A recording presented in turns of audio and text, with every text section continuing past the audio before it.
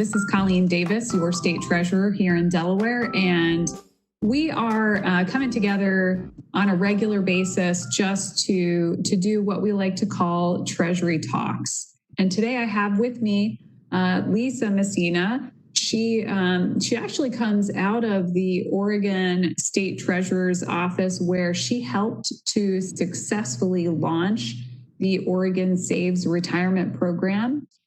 She was their executive director, and she's got a lot of well-seeped knowledge around retirement. And so, Lisa, thank you so much for joining me today, for taking the time. I really appreciate it. It's always good to see you. Likewise. I kind of wanted to start us off just asking some general questions about what do you do now? So I know that you're no longer with the Oregon Treasurer, and you've, like I said, done a lot of work in the retirement field. And so just want to hear a little bit about what's going on in your world right now. Super. Well, Treasurer Davis, it's my pleasure to be here with you. And I think maybe second to your job, I have the other best job in the world, which is I get to work with people to help them figure out how to have more money. And the way I do that is I work closely with states and others on their retirement savings innovation projects. So I'm a consultant, and I work in this pioneer space along with a number of other pioneers who are trying to figure out how to get more work-based coverage for people who don't have it for retirement savings opportunities. So that's how I spend my time. As you can see, like everybody else, I'm working from home. So working remotely, as we like to say. And anyway, just doing good work with good people. Well, that's fantastic. I am also working from home. So as is my entire staff. Actually, we're kind of on a rotating schedule. So I understand the oddity of being at home. I certainly miss seeing folks, and this is one of the nice things to getting together in this way. I sort of feel like I can reconnect with folks I've met, through some of the work that we do together. You served in the Oregon Treasury, as I mentioned, and you helped launch the Oregon Saves Retirement Program. What was that initiative? How would you say that it's maybe grown since its inception? And what are some of the takeaways that other states or other folks really should know about in adopting a program that's similar, or even just thinking about it? So one of the reasons that states are thinking about this is that they recognize that somewhere between 35 and 50% of their workforce doesn't have access to a retirement savings plan at work. And we are human beings, which is when things are right in front of us, we tend to do them. And when they are not right in front of us, we tend to put it off. We think it's complicated. We're going to get to it, or maybe we don't even think about it at all. And so there are two things that states are monitoring. So one is just sort of the quality of life. What happens if a third of your workforce retires without any sort of savings? I mean, that's probably not a great quality of life for folks who live in the state. The second piece is, as a taxpayer, the possibility that a lot of folks might end up in the social services safety net ends up becoming an expensive quality of life issue. So we can take a look at states like actually Colorado and Pennsylvania, where they've done some work to understand that the cost, for example, in Colorado is $10 billion to the state over the next 15 years if they don't do anything. So that's what's gotten states' attention in the first place. One of the solutions that they're looking to is the one you mentioned, which is programs like Oregon Saves. Sometimes we call these auto IRAs. So that might sound a little funny if you've never heard the word before, but here's how I like to describe them. It's as if a 401k and an IRA got married and had a baby. That would be this auto IRA. And so what it is you've got an IRA account that you are saving into, just like any other IRA, except it has a structure around it that makes that savings even simpler. So, it comes to you at work. So it's made available to you on a payroll deduction basis. Mhm. You get automatically enrolled with the opportunity to opt out, of course, if you don't want to be saving in that account. You have a short, or I should say, a very streamlined set of investment choices that are available. And of course, then you have typically an authority like the state treasurer's office or some sort of a state entity that's responsible for monitoring to make sure that everything going on around that program is being operated in the best interest of the saver. So that's really that's the short and sweet of what these types of programs are. So it sounds like it's an attempt to sort of develop some retirement security for folks that may not have something that's available to them. As far as best practices, we sort of think about it's great to start saving early. It's great to put away. What's that percentage? What would you say is the percentage of take home that you try to steer people toward, and how do we do that when we're developing a personal budget in the face of a pandemic? Yep. So I guess one thing I'll say about the pandemic, nobody wanted this to happen, and it's not a very comfortable time, but it has been a bit of a wake-up call for folks around savings in general. And so what we've seen kind of flies in the face of what you think you'd see. We've actually seen people increasing their savings rates and starting to save if they weren't saving before. Of course, this does assume that you're working or you've got some income, but that was a really interesting thing for me to see that I wasn't expecting.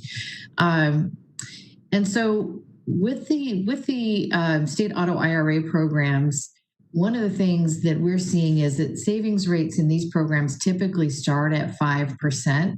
So that's something that I think anybody can look at as a rule of thumb, regardless of where you might be saving, is where should I start? And I'll give you a little bit of background on why we started there. We took a look at some different options to try to understand how painful would it be for somebody who'd never saved before? How comfortable would it be? How quickly might their balance accumulate if they're saving at different levels? And so what we found is, and we took a close look at a 3% level and a 5% level. Mm-hmm. And so what we found at 3%, well, first of all, the first thing we found is that for most people, you can't feel the difference between 3 and 5 or 3 and 6. So if I can't really feel the difference, probably I should be saving more. And so that was the first thing we came to understand from some of the work. Can't tell the difference. Now, you do feel the difference when you turn around and you look at your account balance. If you're saving 3%, it's going to grow very slowly. If you're saving 5%, obviously it will grow more quickly. And so a best practice that you see people using is starting at 5% and then doing something we call escalation. So escalation means on a regular basis, maybe once a year, either on your birthday or at the start of the year, you bump your savings rate up by 1%. Maybe start at 5 and a year later, you're saving at 6. And then, you don't really feel it. A year later, you're saving at 7. Right.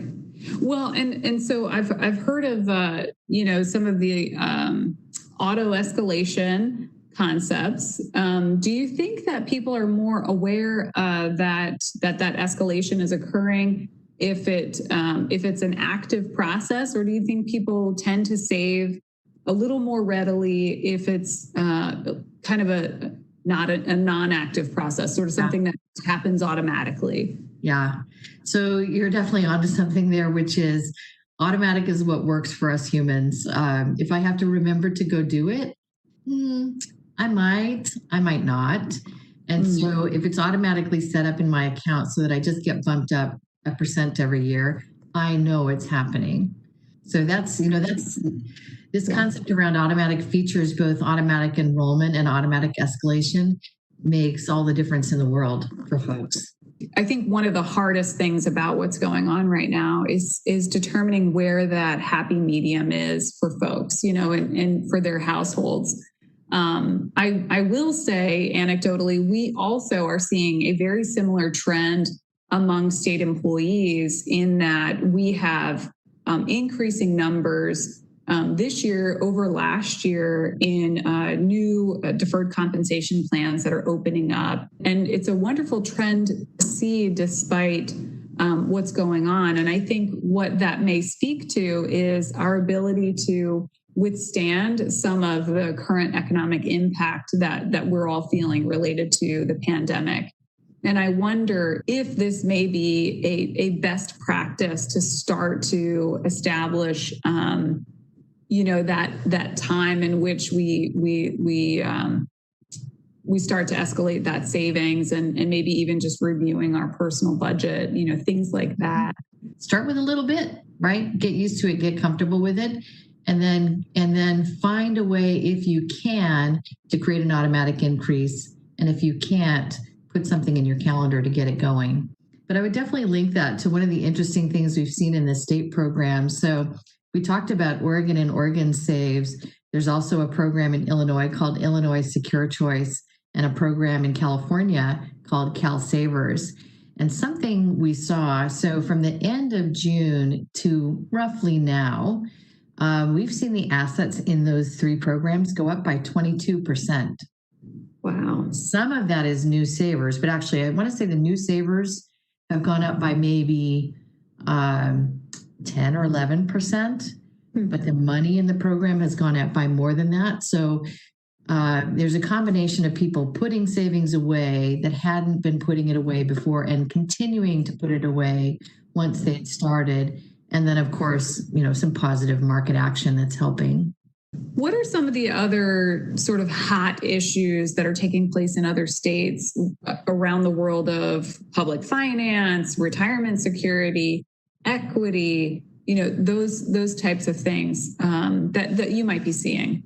A lot of what I've seen states focusing on, of course, is relief for workers and relief for employers. So finding ways to help people navigate through this unusual period of time. In the retirement security space, all but 4 states have been very actively focused on this space in the period from 2012 to now. So, over most of the last decade, states have been doing research, understanding what's important in their own state, and then creating legislation to establish programs that give people more access at work.